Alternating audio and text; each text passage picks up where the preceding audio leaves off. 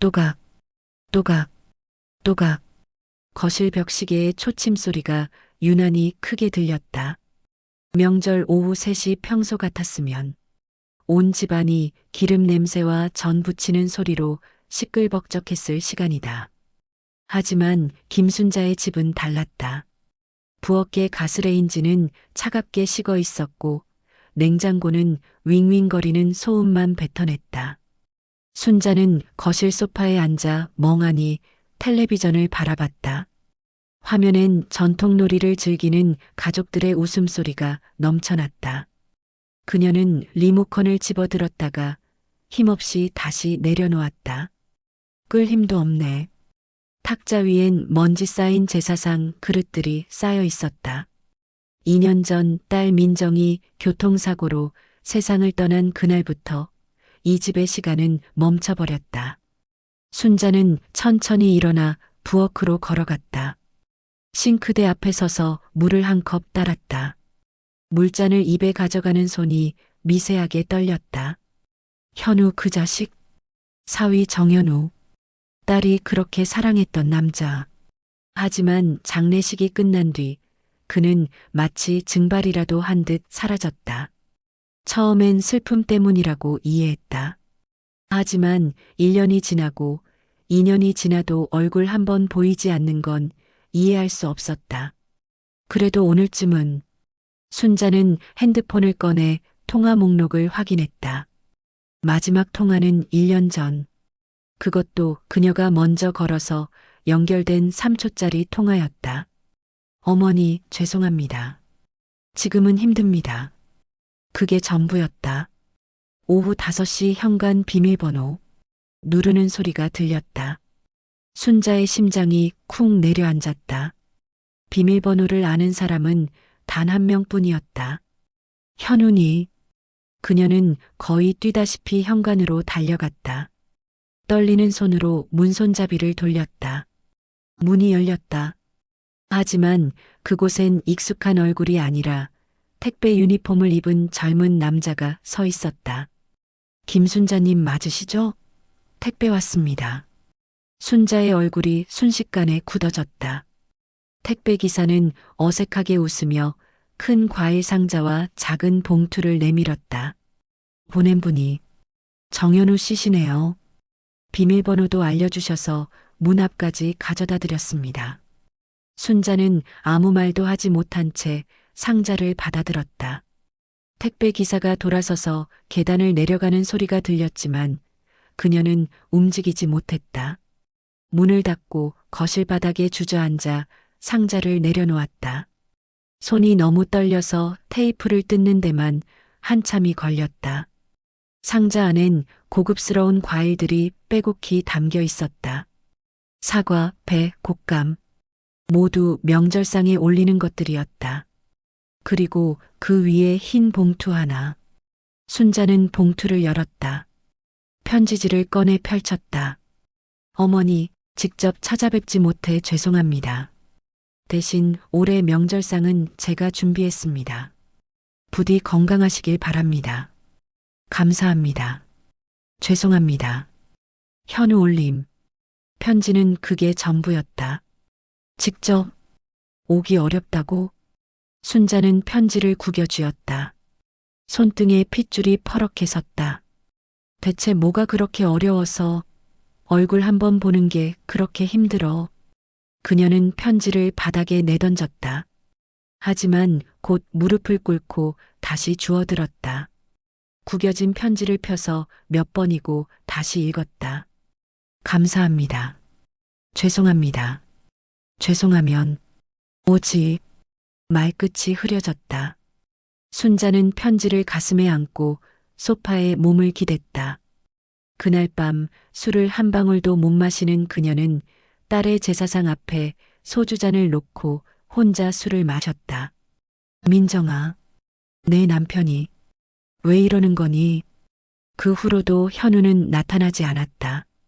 설날 새벽 문 앞엔 한우 선물 세트가 놓여 있었다. 편지는 없었다. 택배 송장에 적힌 발신인만 정현우였다. 순자 생일날엔 꽃바구니가 도착했다. 장미와 백합으로 가득한 호텔 로비에 놓일 법한 화려한 바구니였다. 역시 편지는 없었다. 어버이날엔 홍삼 세트와 건강식품이 배송됐다. 이번엔 메모지가 하나 붙어 있었다. 건강하세요. 현우. 단 5글자. 순자는 매번 선물을 받을 때마다 전화를 걸었다. 하지만 전화번호는 이미 바뀌어 있었다. 고객님께서 전화하신 번호는 문자를 보냈다. 수십 통을. 하지만 답장은 오지 않았다. 읽음 표시조차 뜨지 않았다. 어느 날 밤 순자는 참다 폭발했다. 떨리는 손으로 마지막 문자를 입력했다. 현우야, 너 지금 뭐 하는 거니? 선물만 보내면 뭐해? 차라리 아무것도 보내지 마. 난 내 얼굴이 보고 싶다고. 정 못 오겠으면 다시는 연락하지 마. 난 이제 내 얼굴도 보기 싫다. 전송 버튼을 누른 순자는 핸드폰을 소파에 던졌다. 그날 밤 답장은 오지 않았다. 그 후로도 영원히 오지 않았다. 6개월이 지났다. 가을이 깊어지고 겨울 초입에 찬바람이 불기 시작했다. 순자는 이제 현우를 기다리지 않았다. 아니, 기다리지 않으려 애썼다. 어느 날 밤 11시 순자는 이불을 덮고 누워 있었다. 잠은 오지 않았다. 요즘 매일 밤이 그랬다. 그때 핸드폰이 울렸다. 순자는 피곤한 눈으로 화면을 봤다. 모르는 서울 번호였다. 누구야, 이 밤중에. 받을까 말까 망설이다가 혹시나 하는 마음에 통화 버튼을 눌렀다. 여보세요? 김순자님 맞으십니까? 낯선 여자 목소리였다. 차분하지만 어딘가 급박한 톤이었다. 네, 그런데요. 정현우 씨 보호자분 맞으시죠? 순자의 심장이 멎었다. 네, 저희 서울중앙병원 응급실입니다. 지금 빨리 오셔야 할 것 같습니다. 무슨 일이? 전화로는 자세히 말씀드리기 어렵습니다. 환자분 상태가. 목소리가 잠시 끊겼다. 위독합니다. 순자의 손에서 핸드폰이 떨어져 바닥에 굴렀다. 새벽 3시 서울중앙병원. 순자는 택시에서 내리자마자 응급실로 뛰어들어갔다. 밤새 달려온 탓에 머리카락은 헝클어져 있었고 옷은 아무렇게나 걸쳐 입은 상태였다. 정현우. 정현우 어디 있어요? 간호사가 놀라 고개를 들었다. 보호자분이세요? 8층 811호실로 올라가세요. 중환자실입니다. 엘리베이터를 타고 8층에 도착했을 때 순자의 다리는 후들거렸다. 복도를 따라 걸으면서 방 번호를 하나하나 확인했다. 문 앞에 섰다. 손이 떨려서 손잡이를 잡을 수가 없었다. 후. 심호흡을 몇 번 한 뒤 문을 열었다. 병실 안은 온통 하얗고 차가웠다. 삐삐하는 기계음과 산소 공급 장치의 씩씩거리는 소리만 들렸다. 그리고 침대 위에 누운 사람. 순자는 그 자리에서 얼어붙었다. 현우야? 침대 위의 남자는 그녀가 아는 현우가 아니었다. 키 180에 건장했던 체격은 온데간데였고 마치 나뭇가지처럼 앙상한 몸뚱이만 남아 있었다. 얼굴은 창백하고 푸석했으며 눈 밑엔 시퍼런 다크서클이 깊게 패여 있었다. 팔뚝엔 주사 바늘이 여러 개 꽂혀 있었고 산소 마스크가 입을 가리고 있었다. 순자는 입을 막고 벽에 기댔다. 무릎에 힘이 풀렸다. 그때 뒤에서 목소리가 들렸다. 보호자분이세요? 돌아보니 의사 가운을 입은 중년 남자가 서 있었다. 네, 저예요. 의사는 차트를 들고 조용히 말했다. 들어오시죠. 상태를 설명드려야 할 것 같습니다. 상담실.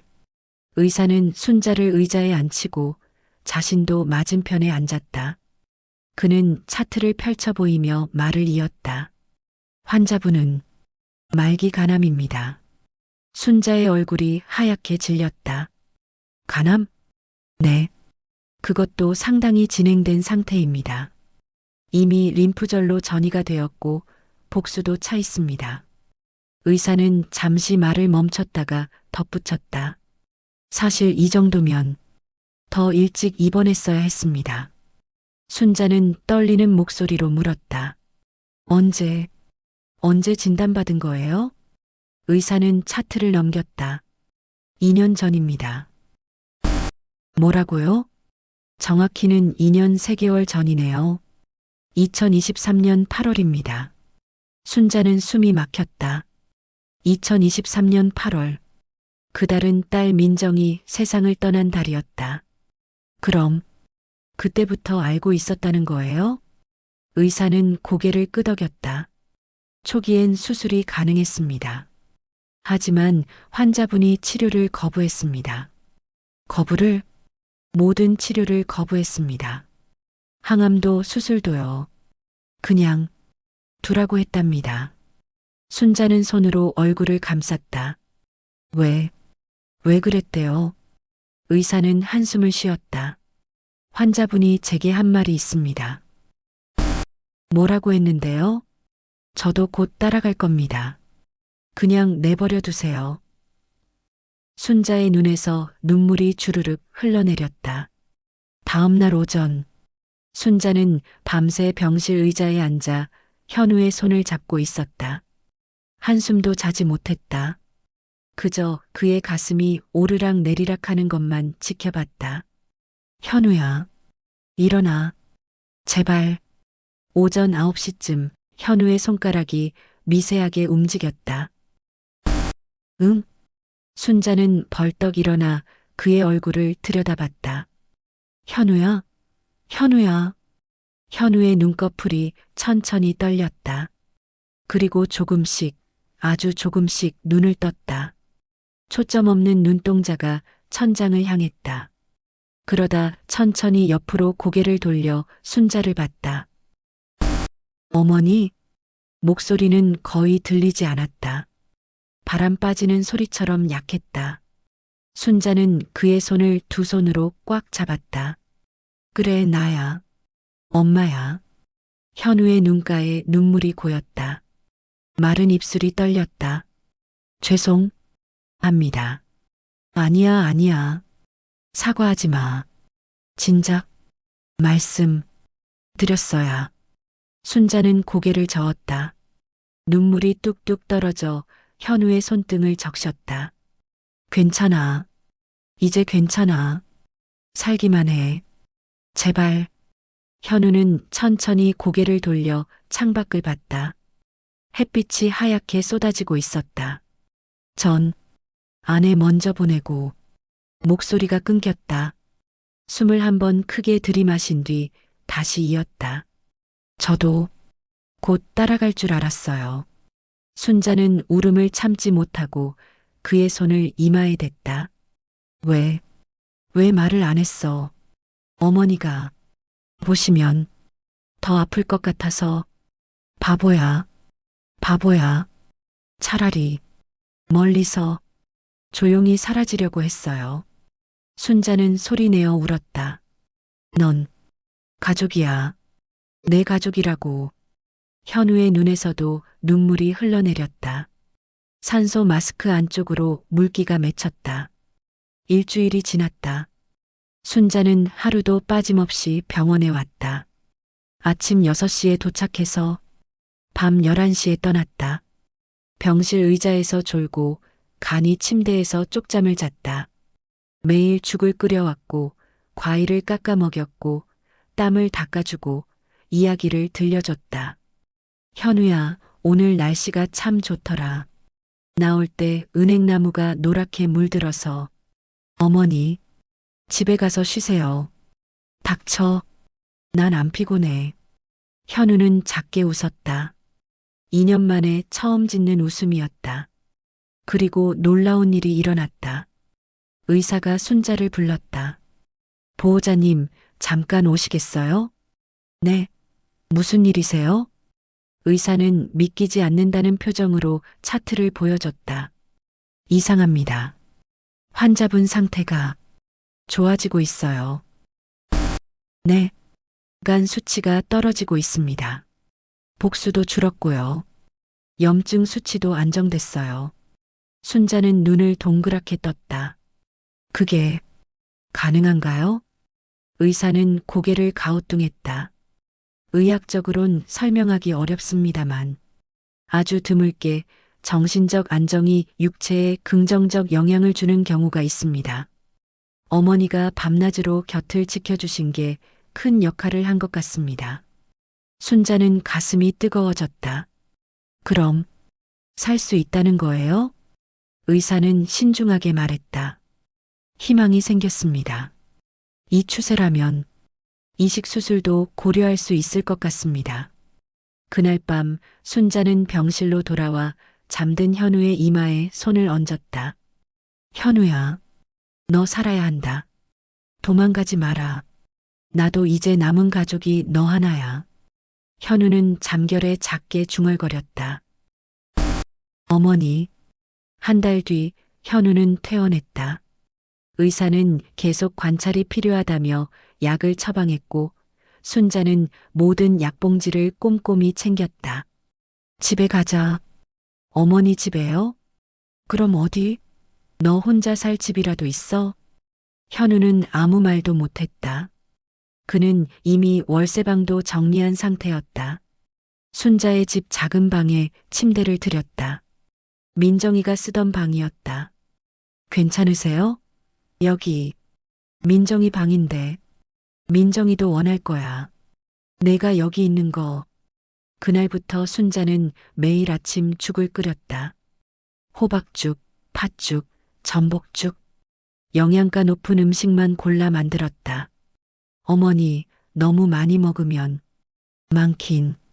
이것도 다 못 먹잖아. 현우는 처음엔 몇 숟가락도 못 먹었다.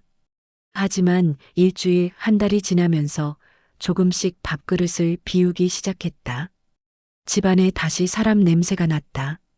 숟가락 부딪히는 소리, 기침 소리, 물 마시는 소리, TV 보는 소리. 순자는 깨달았다. 이 아이가 살아있다는 것만으로도 집이 다시 살아난다. 어느 날 저녁 밥을 먹다 현우가 말했다. 어머니, 응? 저 이제 도망 안 갑니다. 순자는 숟가락을 놓고 그를 봤다. 현우는 눈물을 글썽이며 고개를 숙였다. 끝까지 옆에 있겠습니다. 순자는 아무 말 없이 고개를 끄덕였다. 어느 비 오는 밤, 순자는 현우방 청소를 하다가 책상 서랍을 열었다. 안엔 검은 노트 한 권이 놓여 있었다. 표지에 작은 글씨로 쓰여 있었다. 민정이 없는 날부터 기록. 순자는 가슴이 철렁했다. 노트를 꺼내 들고 첫 페이지를 펼쳤다. 2023년 8월 15일. 민정이가 떠났다. 살 이유가 없다. 다음 페이지. 2023년 9월 3일. 오늘 병원에서 간암 말기 판정받음. 아무 느낌도 없다. 민정아, 나도 곧 갈게. 순자는 손이 떨렸다. 페이지를 넘길수록 글씨는 거칠어졌다. 2023년 11월. 약 먹는 것도 귀찮다. 그냥 빨리 끝났으면. 2024년 1월. 어머니한테 전화가 왔다. 받을 수가 없었다. 내 목소리 들으면 알아챌 것 같아서. 2024년 5월. 몸이 너무 아프다. 이젠 정말 곧인가 보다. 그리고 마지막 페이지. 날짜도 없이 휘갈겨 쓴 글씨 한 줄. 근데 이상하다. 너 없이도 다시 살고 싶어졌다. 순자는 노트를 가슴에 안고 주저앉았다. 현우야.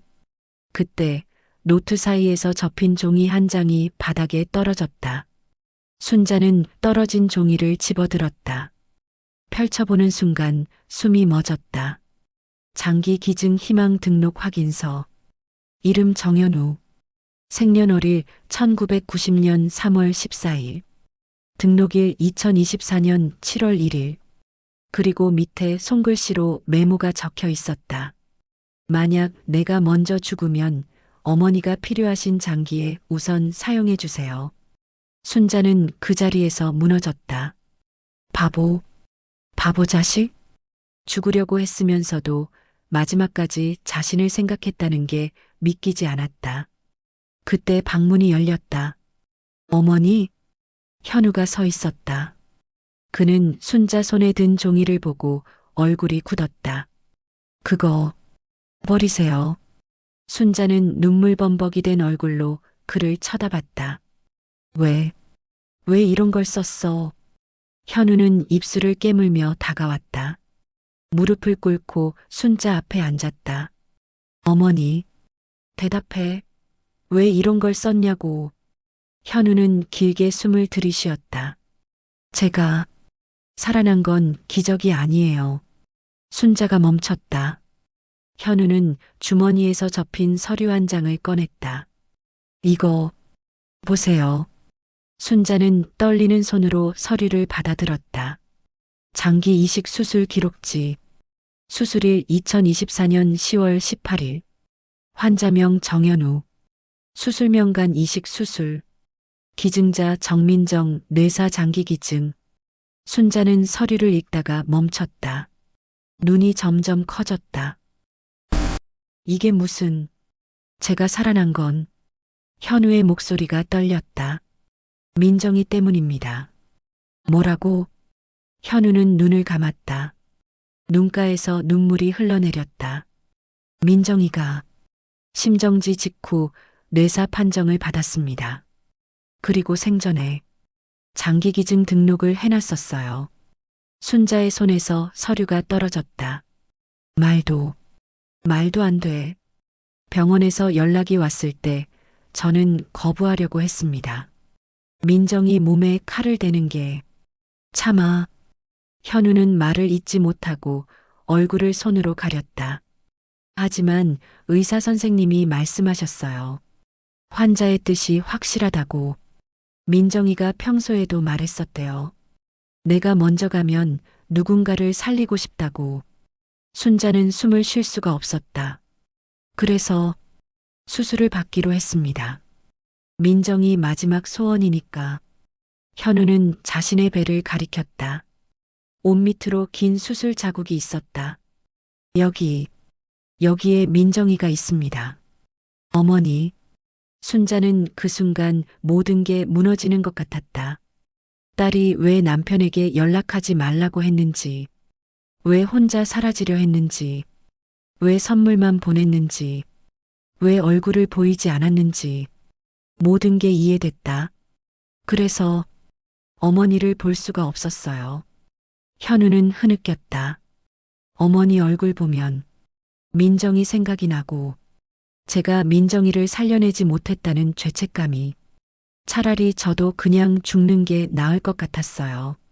하지만 이제 그가 순자를 똑바로 쳐다봤다. 이제 도망치면 안 된다고 생각했습니다. 민정이가 저를 살린 이유가 어머니 곁을 지키라는 거였을 것 같아서.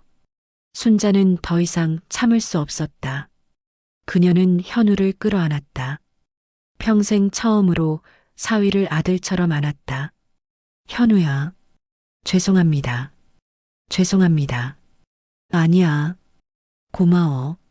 살아줘서. 두 사람은 그렇게 한참을 울었다. 민정이 없는 세상에서 서로가 서로의 유일한 가족임을 확인하며.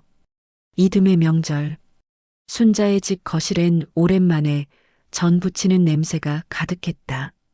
어머니, 제가 할게요. 아니야, 넌 앉아 있어. 아직 무리하면 안 돼. 이제 괜찮아요. 의사 선생님도 정상 생활 가능하다고 했잖아요. 현우는 웃으며 부엌으로 들어왔다. 예전처럼 건강한 얼굴은 아니었지만 생기가 돌아와 있었다. 두 사람은 함께 명절 음식을 준비했다. 전을 부치고 나물을 무치고 과일을 깎았다. 저녁 무렵 상이 완성됐다. 순자는 밥그릇 3개를 꺼냈다. 하나는 자신의 것, 하나는 현우의 것, 그리고 하나는 민정아. 순자는 딸의 사진 앞에 밥그릇을 놓았다. 엄마가 잘 지키고 있어. 내 남편. 이제 엄마가 끝까지 데리고 갈게. 현우는 사진 앞에 무릎을 꿇고 앉았다. 민정아. 나 잘 살고 있어. 약속 지킬게. 어머니 곁에서 끝까지. 두 사람은 밥을 먹었다. 오랜만에 들리는 숟가락 소리, 그릇 부딪히는 소리, 웃음소리. 집은 다시 살아났다. 죽음이 아니라 삶으로, 슬픔이 아니라 희망으로. 그리고 창문 너머로 보이는 하늘 어딘가에서 민정이도 미소 짓고 있을 것만 같았다. 사랑하는 사람이 남긴 것은 슬픔이 아니라 우리가 계속 살아가야 할 이유입니다. 이 이야기가 당신의 마음에 작은 위로가 되었기를 바랍니다.